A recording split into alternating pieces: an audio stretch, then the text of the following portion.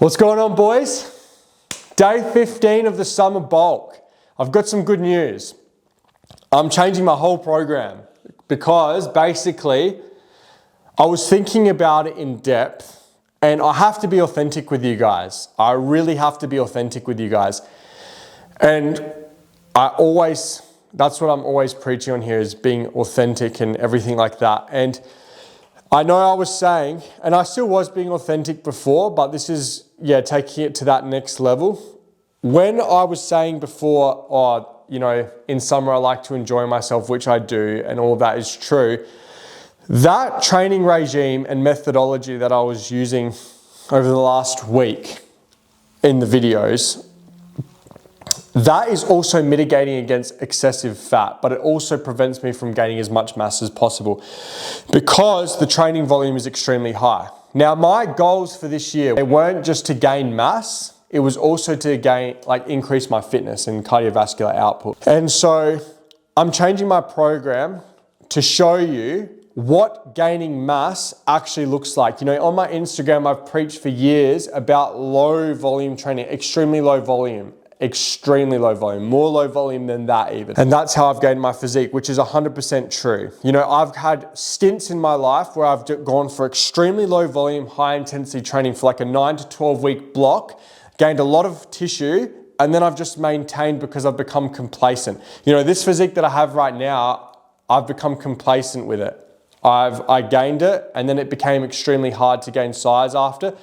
So I didn't want to put all that effort in because for me, hard to gain size, it's harder for me not to go into the gym than to go into the gym. But to gain size as a natural, you do need to drop your volume. You do. There's no doubt about it. It's all about recovery. We've already debunked volume. Does not matter. The whole 20 sets thing, it doesn't equate if you actually look deep into the science.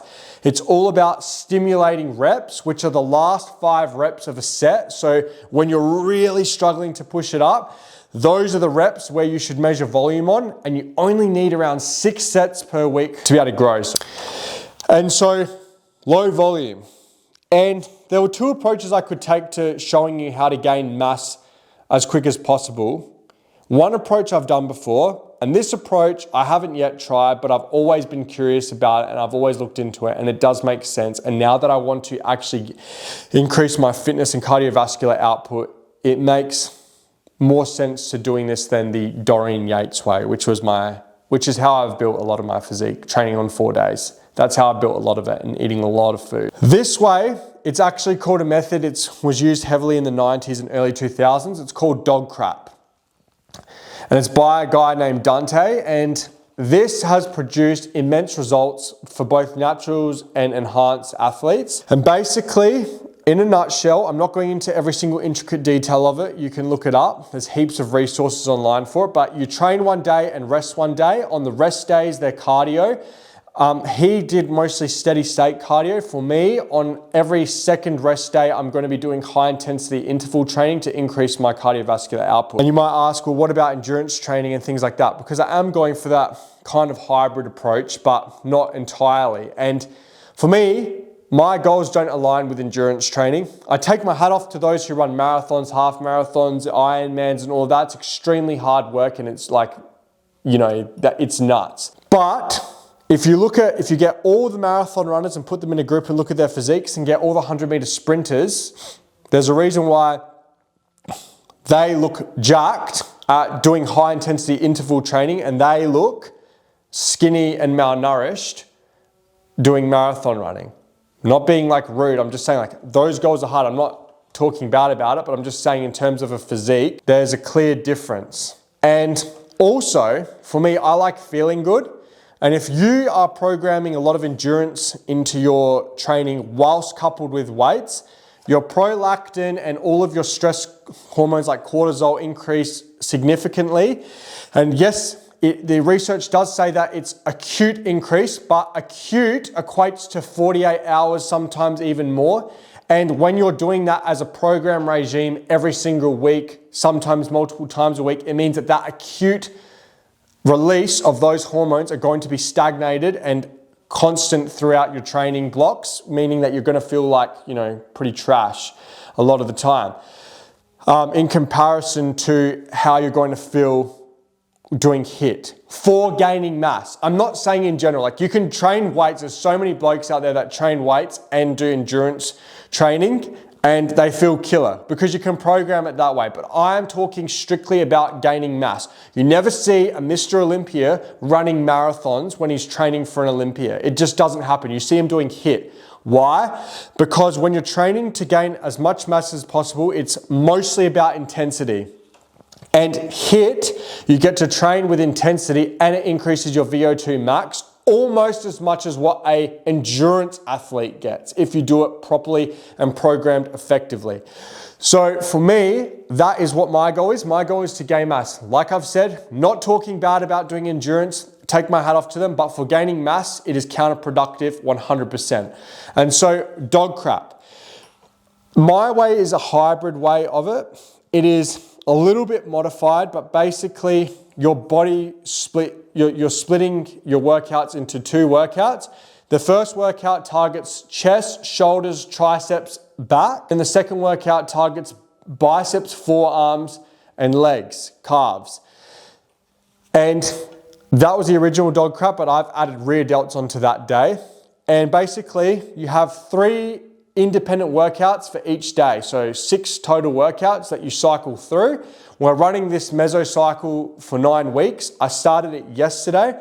This is the first 2 weeks, and this is the acclimation phase, which is like priming my body for this because it's going to get very intense. I'm not going into all the specifics and intricate details right now. I'm just letting you know that this is the way that I would opt to gain mass. It was either this or going back to what I've done before, which is the Dorian Yates 4-day split. But with the Dorian Yates, in comparison to this, I don't believe you get as strong. And the frequency you get with this is a lot more within the week. So I feel like that's better in terms of the science, not going into it. But the last thing I will say is that with the original DoggCrapp, you only train 3 days a week. For me, I believe I can train 4. And I just want to tell you a little bit about my food and stuff that I'm doing with that. So if you don't care about gaining fat, you can literally just eat the same on every single day. I'm going to be doing something similar to carb cycling. It basically is carb cycling, but not like to a competition standard, where on my non-training days, like a day like today, which I'll be doing HIIT, I'll eat 3,500 calories. And sorry, I'm a bit blocked up and congested. And on my training days, I'll be eating around 4,100 calories. So I'm eating more on, weight training days. And I'll be eating my most caloric dense meal, which has the most carbohydrates directly and fast releasing carbohydrates directly after my session, and the second most directly before my session. That's how I'm structuring it. Going to be getting over 190 grams of protein a day. Some days it'll be 230. I don't really care about that. Like as long as I'm getting a gram per pound, it's fine. Food is going to be a little bit different every single day, but later today I'm going to show you what I do for my meal prep. I've changed what I do. It's very easy. It takes me about an hour and a half, maybe sometimes 2 hours if the dishwasher needs to be done as well and I need to clean all my dishes, but 2 hours for my entire week's worth of meals. The only other meals that I make throughout the week are smoothies, eggs, and pancakes. Everything else is cooked, and that gets me around 5 to 6 meals a day. Or sometimes I make a bowl of oats as well to add on calories, but you get the point. The majority of the meals are made and I freeze them and then I take them out afterwards. Is that the best for keeping your quality of food good? Probably not, but hey, like I said, this channel isn't for optimizing to be the next biggest bodybuilder. It's to optimize your training and lifestyle when you live a busy life. And so yeah, we're gonna get right into it. I'm gonna be doing HIIT. What I'm going to be doing is 5 minutes of warming up on the bike. So I'm not going to bore you with that. I'm just going to start doing it. And then I'm going to go 15 seconds as hard as I can, 45 seconds rest, repeat that 15 times. And then from there, I'm going to drive to the park and I'm going to do, first time ever, I haven't run in a long time. I've always opted for bike every single time, but I want to get back into running. Sprints, barefoot, 15, around 40 yards as hard as I can, walk back 40 yards hard as I can, do that 15 times. That's my HIIT workout. Next week, I'll be adding on core training to my, which I've also neglected for a long time because, you know, like to have abs, they're made in the kitchen. I'm sure everyone has heard of that. But I do want my core to be, I want to get my core strong because I believe it's actually weak. It might look strong, might look good, but it's weak. So I don't want that anymore. So I'm going to be training my core. And yeah, this DoggCrapp is going to be, it's funny how it says like that. The DoggCrapp training is going to be exciting. And I'm putting these guys, I'm putting these up here so you can follow along. I did my first workout yesterday. You guys will get the gist as I'm going on. And I just want to mention, you know, I love bent over rows. I love barbell bench press. I have had them in my program for years. But with this, there's going to be changes. And for the next 9 weeks, some of my favorite compound lifts are not going to be in this program. And I'm all right with that. This program is 9 weeks. If I get significant improvements from it, I'm going to run it again. If I don't, I'm going to change my training to a Dorian Yates style, which I gained my size last time. This year is about gaining mass. Well, not the whole year, but at the start, this year is going to be about gaining mass and getting fit.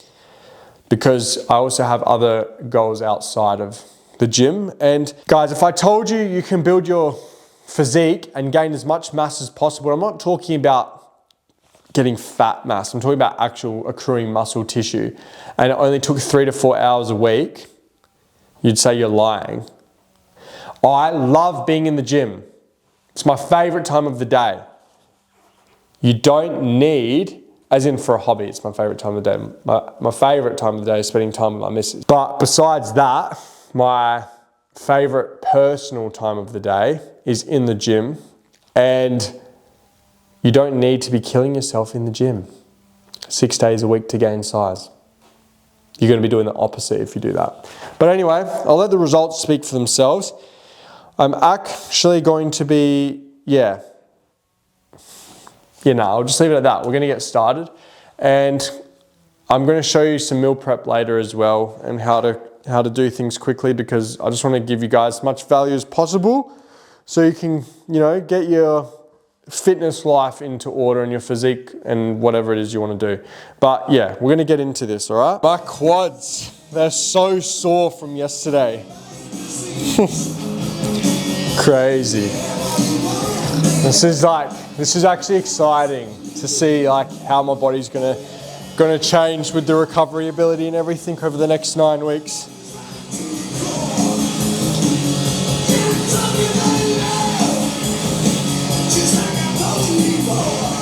Just warming up for 5 minutes. And then we will, we're gonna smash it.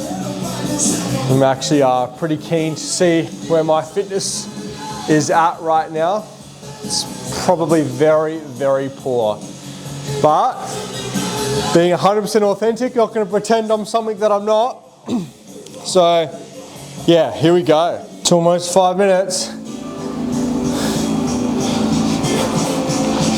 Here we go.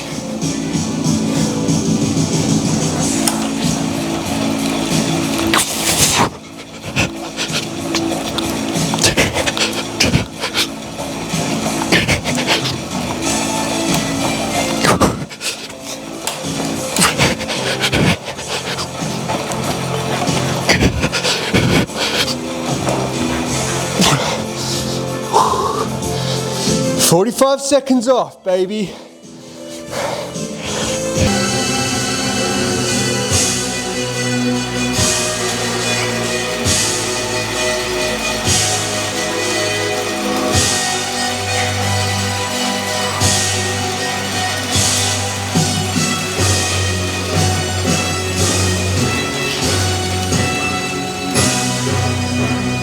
Last one.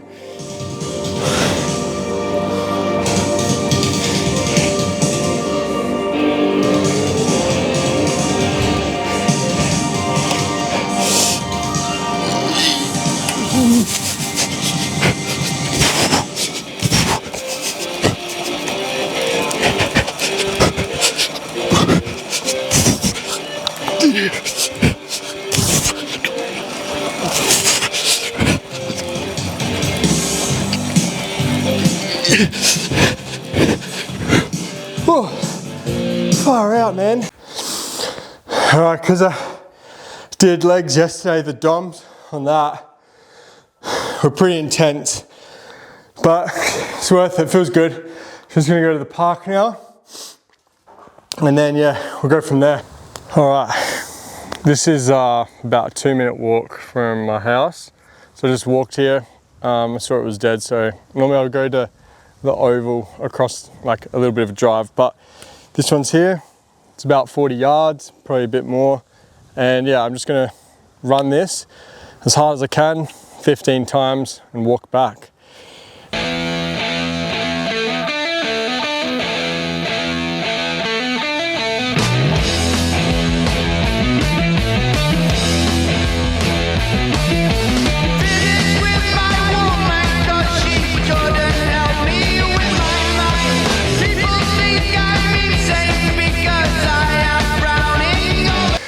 All right, my running technique definitely could deal with some improvements, but you know, for the first time back in like over 5 years in sprinting, that's all right. We'll build up from here. I'm pooped. This was much harder than training for me, so yeah, that's the HIIT for today. Like I said, we're going to be adding in core and everything soon, and yeah, guys, that's it. And it's good out here, you know, getting vitamin D and everything as we train, but yeah, it was actually quite fun, and I can't wait to improve on this. Being 100% authentic, this is the start. As you can see, it's definitely nothing special, and yeah, we're just gonna move up from here. So see you guys soon.